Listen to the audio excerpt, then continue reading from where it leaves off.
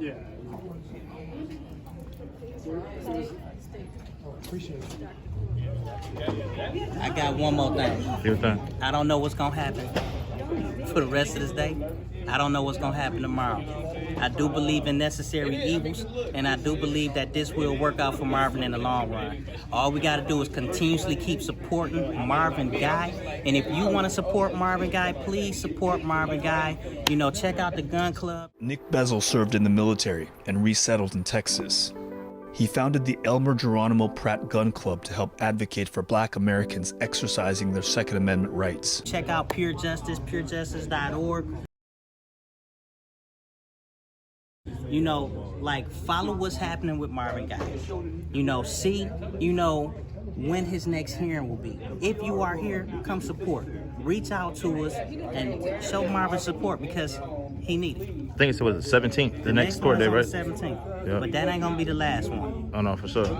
And this right here basically is a what's this next court date scheduled for? You know what? I forgot, and I don't want to misspeak. Yeah. But it's in a couple weeks. Okay, for sure. Yeah. Yeah.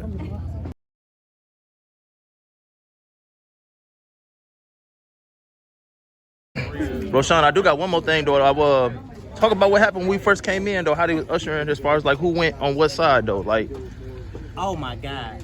Okay, so when we first came in, you know, like, I did want to make a point to make sure that Marvin understand that he got support. I mean, it's been years. He's been incarcerated for 8 years without a trial. You know, and the little trial, the court dates he had was all virtual. Even though everybody else's court cases is in person. Marvin is the only court case that they do virtually, and everybody else is in person. So I wanted to make a point. We wanted to make a point. The gun club wanted to make a point. Pure Justice wants to make a point to make sure Marvin know that he have support in his courtroom. So we wanted to sit in a place to better support him so he can see his support. But they made a point to make sure that we almost didn't have no seats. You know, even though the seats was empty and open, they said, y'all can't sit there. Y'all can't sit over there. Y'all got to sit over here. And they actually literally put us in the corner of the courtroom. yeah, I seen that. And I counted the seats where we were sitting at. It was 36 seats though, twice as many in the middle, and another 36 though. Out that 36, they were still cramming us in there though. They So put us yeah. in the corner of the courtroom. Not only did they put us in the corner of the courtroom, you know, like, if you actually pay attention to it, we were surrounded by law enforcement. Yeah. We had 3 in front of us, and then we had 5 right behind us. And they was pretty much just, I felt like they was just over my shoulder and just watching us hard, making sure that, you know, we wasn't up to nothing. And it's like, look, we just want to support Marvin Guy. You know, he's been incarcerated again for 8 years behind something he shouldn't be incarcerated for. The whole problem with this case is a no-knock warrant at 5:30 in the morning from somebody that said somebody had, which was drugs, in a spot where they didn't find drugs in the place. They didn't find drugs around the property. They didn't find drugs in the car. No drugs, yet, you know, I protect my kingdom at 5:30 in the morning because I'm asleep when you come in on a no-knock, and I don't even know who it is. So I grab my gun to protect my spot.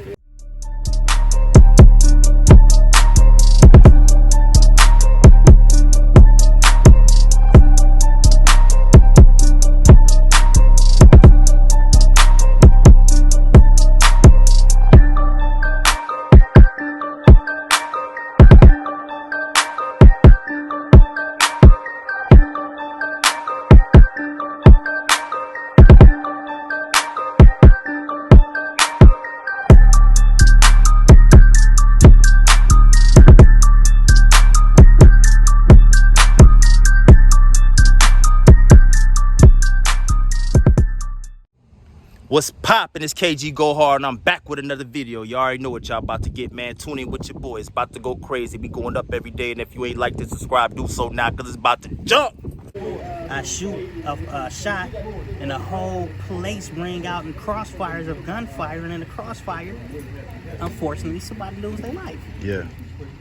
This shouldn't result to somebody having to, like, be held accountable for something that originally they not even the cause of why all this unfolded. He was just living his life. He was sleeping in his bed at 5:30, and if he had, there was no drugs. So like Any other situation though, you feel me? the That was reason y'all was the here fruit was of a at poisonous tree. because of drugs. Yeah.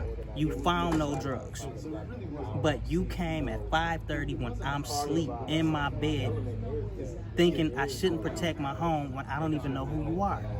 And then That again, in and of itself should release the merits of the case, just because there were no drugs found. right. And then in addition to that, I don't know about you all, but in this county, it was recently ruled unconstitutional for them to do the no-knock warrant. So even though this was 8 years ago, if you realize now that you shouldn't have been doing them, then why would you not have this case actually be, how would you not have that rule applied to this case? Now the state, the person that's prosecuting the case, they local or they come from somewhere else too though? He's Prosecution. he's the local DA. So for 8 years, it's been the same person? Oh, I can't answer I don't that. know about it if it's Okay. been the same person, but he's got so many issues against him in Yeah. our community, just in terms of the way that he's been doing stuff. He needed to go. They just voted him back in. But the problem with us What's his is- name, the prosecutor? Oh, I forgot the that. DA. I can't think of his name. But I got something else to pull up too. Yeah, go real on, do it. quick. Let's make it I happen. wanna- We got I wanna time make to do sure, it. like they wanted to bring up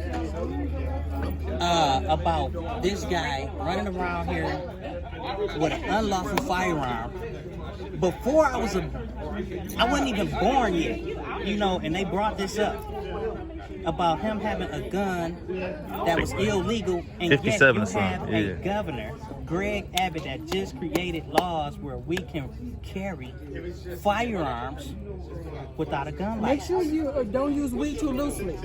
He passed this law. But if we carry firearms, then we're going to be looked Right. at like we're being a menace. So when do we get to stand our ground? You come into my home in the middle of the night, and whether it was my gun or not, I don't even know if those facts of the case have been determined. It could have been his girlfriend's gun. He could have just known a gun was someplace else. But if I know somebody's coming into my house, when do I get a right to stand my ground and say I'm going to protect myself, my family, and my domain? This right here is a mess.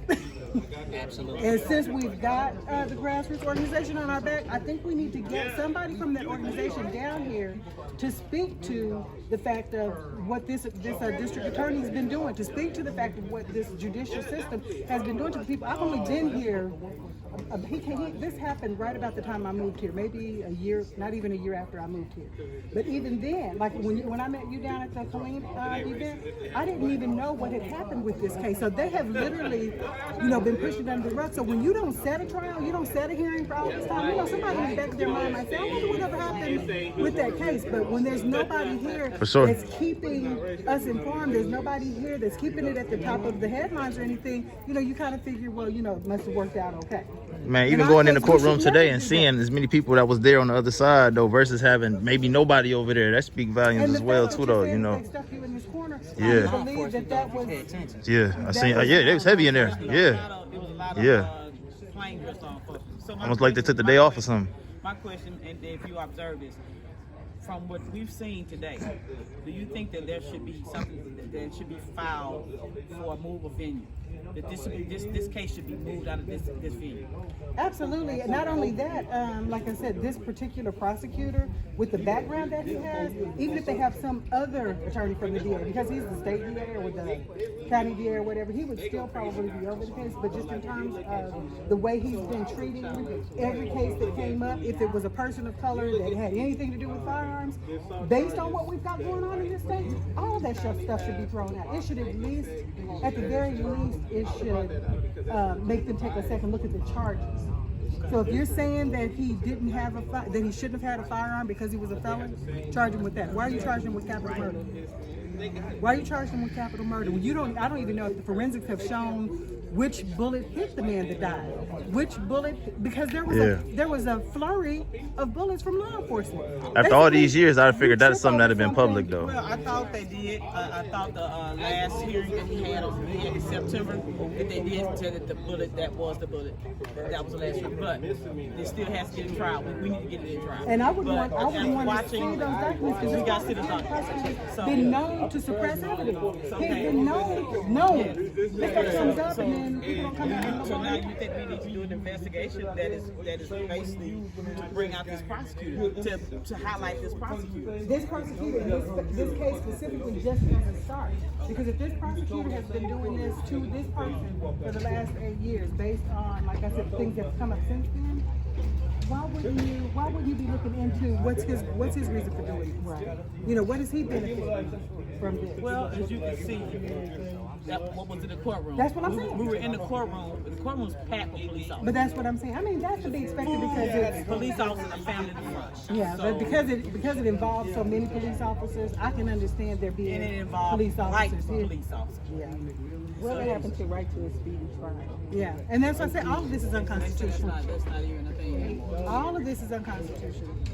But I don't know, and like I said, for everyone that actually watched the documentary, I know we're all waiting. But when he sent it to me, I sat down and watched it.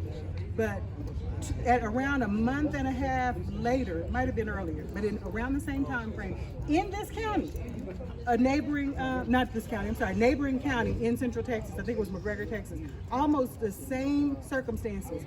The white man never spent a day behind bars. They said they declared the no-knock warrant unconstitutional. He never even had a case.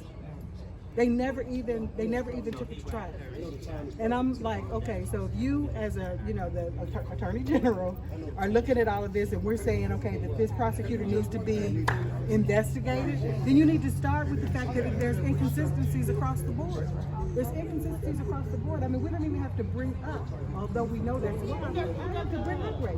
But if you're going to say, like the attorney was making the point, that you're doing these things for this reason, if you're going to make the point that it's inconsistent, leave it off the table.